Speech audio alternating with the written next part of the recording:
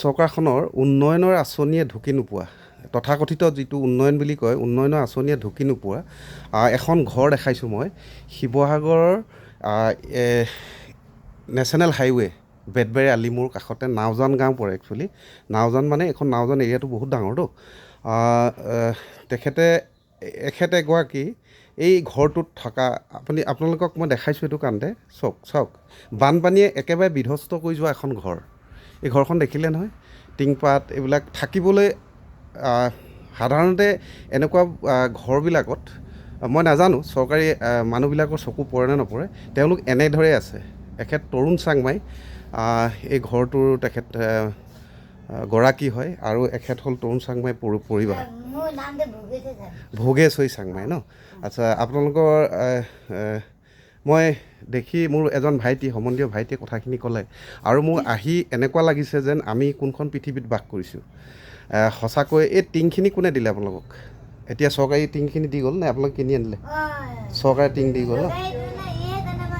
চৰকাৰী টিং দিছিলে কিনি অনা টিং আচ্ছা এইখিনি পইচাখিনি নিজৰ পইচাই টিংখিনি কিনি আনিছে ল'ৰাটোৱে কান্দিছে তেওঁৰ ল'ৰা এটাই তেওঁৰ ল'ৰাটোৱে কান্দিছে তেওঁলোকৰ ল'ৰাটোৱে কাৰণ তেওঁলোকৰ এই পৰিৱেশটো চাওকচোন কেনেকৈ জীয়াই আছে চাওকচোন তো কান্দিছে দুখত কান্দিছে চৰকাৰী একো সাহাৰ্য পোৱা নাই আৰু কৈছে কিবা ফটো চটো মাৰি লৈ গৈছিলে বোলে ঘৰ চৰ দিম বুলি নাজানো কোনবিলাক মানুহ যোগ্য হয় চৰকাৰী আঁচনি পাবৰ কাৰণে কোনবিলাক মানুহ যোগ্য হয় এখন বানপানীয়ে এয়া দেখিছেনে এইবিলাক ঘৰৰ ভিতৰত এখেত বহি আছে এখেত মানুহজন অসুখীয়াও সিও আজি দুখ পালে তাৰ এইটো ভৰিটো মই দেখাইছোঁ বেচেৰাটো এইটো চাওক এইখন এই দেখিছে এইটো ইনফেকশ্যন হৈছে মোৰ ভাইটিজনে ইয়াক কৈছে এতিয়া কিবা এটা দিছে আৰ্থিক সাহাৰ্য ময়ো কিবা এটা দি যাম মই দেখাইছোঁ এইটো কাৰণতে অসমৰ ৰাইজক যে এই ঘৰখন এতিয়া বনাবলৈ তেওঁলোক সামৰ্থ্য নহয় মানুহকেইগৰাকী আপোনালোকে চাওকচোন মানুহগৰাকী চাওকচোন ভালদৰে ইয়াতে ভাত খাই আছিলে আৰু মই ভিডিঅ'টো ইয়াতে লৈছোঁ কোনোবাই বেয়া বুলিলেও মই কোনো হেৰি নকৰোঁ কাৰণ এইবিলাকে মিছা কথা নকয় এই যে ভিডিঅ'বিলাক যে মই কৰি আছোঁ এইবিলাক আপোনালোকে স্বচক্ষে চাওক এখন ঘৰ তিনিজন মানুহ থাকে এজন অসুখীয়া এয়া ঘৰ ইয়াতে থাকে এইখন বিচনাত থাকে গতিকে মই চৰকাৰী পক্ষ সকলো যিসকল বিষয়ববীয়া আছে তেওঁলোকক এই বস্তুখিনি দেখাব বিচাৰিছোঁ যে মানুহ এনেকৈ থাকেনে আপোনালোকে থাকিব পাৰিবনে এনেকৈ এই গোটেইখিনি মই দেখাইছোঁ আপোনালোকে থাকিব পাৰিবনে সি কান্দিছে বেচেৰাটো চাওক এইখনে আমাৰ অসম আৰু এইখন চৰকাৰ তথাকথিত উন্নয়নমুখী আঁচনি আপোনালোকে ভালদৰে চাওক এইফালে একো নাই এইফালে খোলা দেখিছে বানপানীয়ে ধুই থৈ গ'ল সেইখন পাছফালে পথাৰ এইবোৰ বোকা হৈ আছে এতিয়াও পলস গতিকে আপোনালোকে বিচাৰ কৰক আৰু মই অনুৰোধ কৰিম যে এই ঘৰখন যদি বনাবলৈ অসমৰ কোনোবা সদাশয় ব্যক্তিয়ে বিচাৰে মই এড্ৰেছটো দি দিছোঁ নেশ্যনেল হাইৱে 37 অপজিটে বেতবাৰী মই পোৱাৰ আগতে Brahmaputra valley landmark Brahmaputra valley তাৰ কিনাৰতে এটা গাড়ী ডিলাৰ আছে তাৰ কিনাৰেদি যদি সোমাই আহে আপোনালোকে এই ঘৰখন দেখিব মোৰ নিজৰ কথা ক'বলৈ মানে মই বাকৰুদ্ধ হৈ গৈছোঁ এই ঘৰখন দেখি যে মানুহে এনেকৈ জীয়াই আছে এইখন অসমত মই শিৱসাগৰীয়া হিচাপে যথেষ্টখিনি আৰু এইটো সমষ্টি তোমালোকৰ কি পৰে ভাইটি ডিমৌ সমষ্টি পৰে ন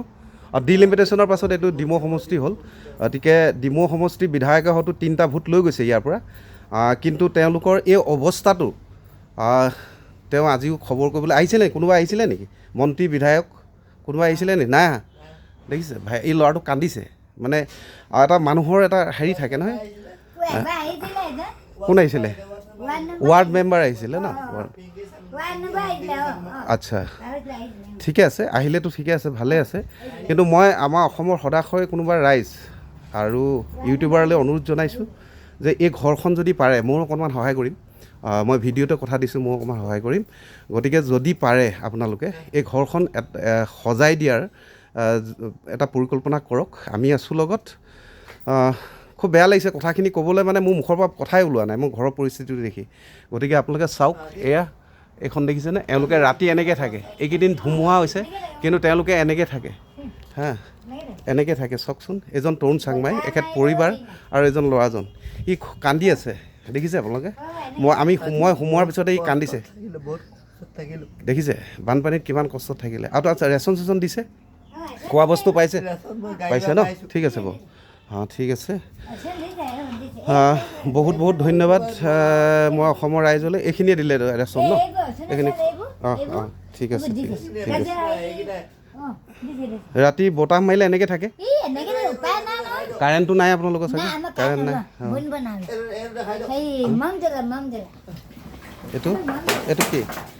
এইটো তেখেতৰ লাম লাকুটো মানে তেওঁলোকক পিন্ধা কাপোৰ কানি আছিলে